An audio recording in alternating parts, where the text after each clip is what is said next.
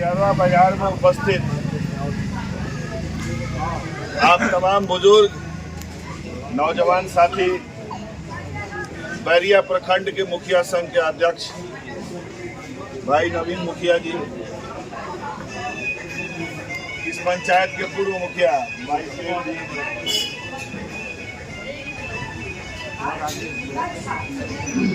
जिला परिषद में अपने क्षेत्र का प्रतिनिधित्व करने वाले असद राजा जी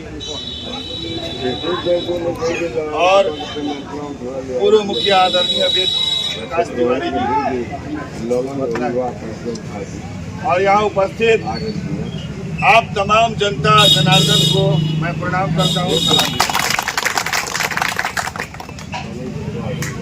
देखिए, मुझसे पहले जिन्होंने संबोधन किया, सरकार की सारी बीमारियों को आपके बीच रख दिया और हमारे तेजस्वी जी जो महागठबंधन के नेता हैं और उप नेता उप मुख्यमंत्री मुकेश जी और कांग्रेस के विचारों से आपको अवगत कराया कि अगर हमारी सरकार आती है तो घर घर नौकरी मिलेगा। ये तेजस्वी जी ने वादा किया। उससे पूर्व मैं थोड़ा सा अपने बारे में बताऊंगा कि मेरा नाम अमित गिरी है और एक छोटा सा कोचिंग के माध्यम से 20 वर्षों में मैंने लगभग 75,000 बच्चों को पढ़ाया है और वो 75,000 स्टूडेंट, हो सकता है इस भीड़ में भी कुछ हो, इस जिले के कोने कोने से आते हैं। उनमें से कई सारे डॉक्टर हैं, इंजीनियर हैं, पदाधिकारी हैं और जिसने 75,000 लोगों के लिए 2-2 साल, 10-10 साल, 20-20 साल तक काम किया है, उसको अपना परिचय बताने की जरूरत नहीं है कि वो अच्छा है, ईमानदार है, बेईमान है कि चोर है।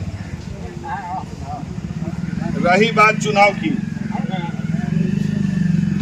तो मेरा इस चुनाव में आने का बस इतना ही मकसद है कि मैं जब इस गली गली में नौतन और बैरिया के घूम रहा हूं तो हर गांव, हर चौराहे पे विकास नाम का लड़का मिल जाता है। लड़के मिलते हैं जिनका नाम विकास है, लेकिन विकास नहीं दिखता।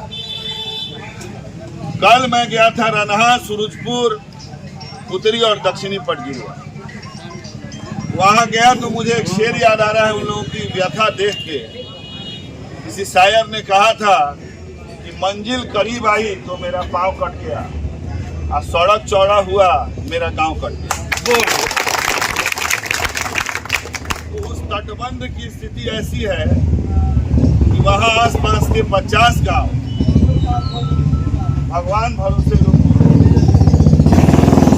वो भी हमारे भाई हैं, हमारे बीच के हैं।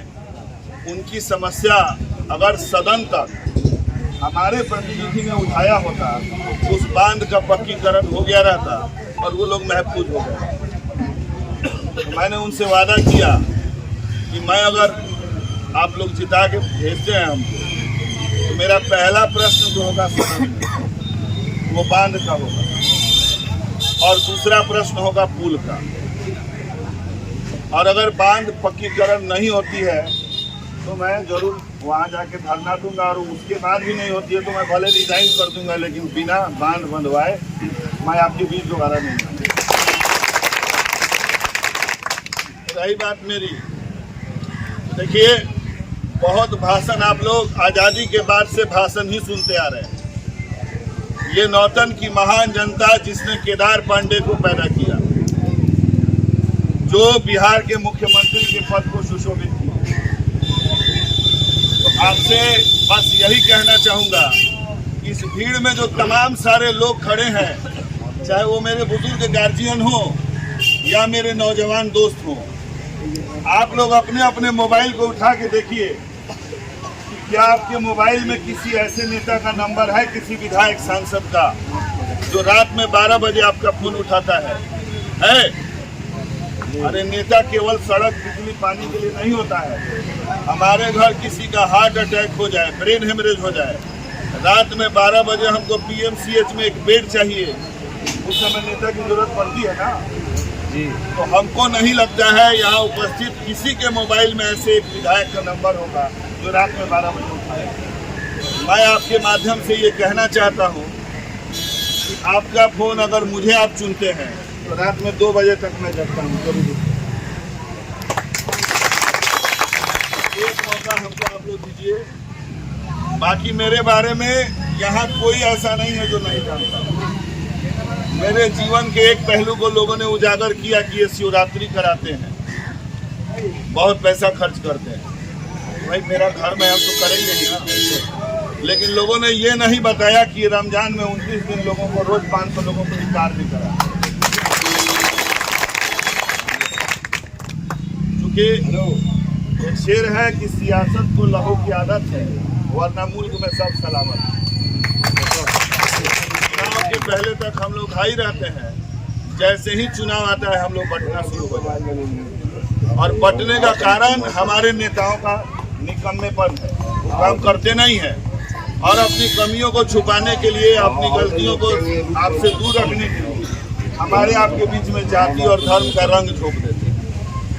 मैं आपको यही कहूँगा, जो लोग भी हमको जानते हैं, जो गरीब आदमी के कुछ नहीं मिला। बोली बोली बोली बोली बोली बोली बोली पहले बोली पहले पूरा जिला जानता है, नौतन नहीं वाल्मीकि नगर तक लोग जानते हैं कि मैं जितना कमाता हूँ उसका 90% गरीब बच्चों को हर साल 25-50 गरीब बच्चों को मैं बाहर भेज के पढ़ाता हूँ। और जितना मैं कमाता हूँ उसका 90% जो आपके विधायक जी लोगों के लूट खसोट की आमदनी से कई गुनी। ये लोग साल भर में जितना लूटते हैं उतना तो एक दिन में खर्च हो जाता है। तो हमको पैसा नहीं चाहिए, मैं पैसे के लिए नहीं आया, मैं आपके प्यार के लिए आया। अगर आप मुझे एक मौका देते हैं तो आप यकीन मानिए आपने कईयों को कई बार मौका दिया और आपको सिवाय धोखा के और कुछ नहीं। मुझे एक मौका, एक अवसर आप दीजिए।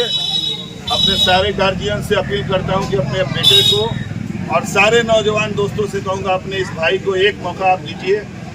हमारे हाथ में अपना हाथ लगाइए, इसको मजबूत कीजिए और आने वाले 11 तारीख को कांग्रेस का बटन दबाइए और एक मौका दे के देखिए, आपको निराश नहीं होना पड़ेगा। बाकी सड़क, बिजली, पानी ये तो होते रहता है। सबसे बड़ा काम है नेता का कि वो अपने लोगों की आवाज बने और थाने से लेकर के विधानसभा में अपने लोगों की जरूरत और लोगों को मजबूत करना चाहूँगा। हमारे पास समय का अभाव है, बहुत लेट से टिकट मिला और इतना बड़ा क्षेत्र है कि घर घर घूम पाना संभव नहीं। मैं अगर दौड़ के भी जाऊं, किसी से दुआ सलाम प्रणाम न करूं, तो भी मैं दौड़ के पूरा क्षेत्र पूरा नहीं कर सकता। तो आप सबों से हाथ जोड़ के ये अपील है कि आप लोग तेजस्वी यादव बन जाइए, आप लोग मुकेश सहनी बन जाइए, आप लोग दीपांकर भट्टाचार्य बन जाइए, आप सभी अमित गिरी बन जाइए। और मेरी पार्टी का जो भी एजेंडा है आप जन जन तक, घर घर तक पहुंचाइए। लोहिया जी ने कहा था इस देश के सबसे राजनीति में महान विचारकों में लोहिया जी को माना जाता है। घर घर में रोटी बनता है, अगर रोटी को तवा पे उल्टा पलटा नहीं जाए तो क्या होगा? जल जाएगा ना। तो रोटी को सही सलामत बनाए रखने के लिए उसको उलटना पलटना जरूरी होता है। ठीक उसी तरह अगर राजनीतिक दल को, सरकार को आप समय के साथ उल्टे पलटेंगे नहीं तो समाज जल जाएगा। और हमारे यहाँ जल रहा है, शराब पीने वाले पकड़े जाते हैं, बेचने वाले नहीं पकड़े जाते। सही बात बहुत हुआ। तो इस समाज को आप बचाइए और बदलाव के इस बयार में, इस लहर में आप भी अपना योगदान दें और महागठबंधन के पक्ष में मतदान करें और अपने बेटे और अपने भाई को एक मौका दें और आदरणीय तेजस्वी जी की सरकार बनाने में हमारा सहयोग।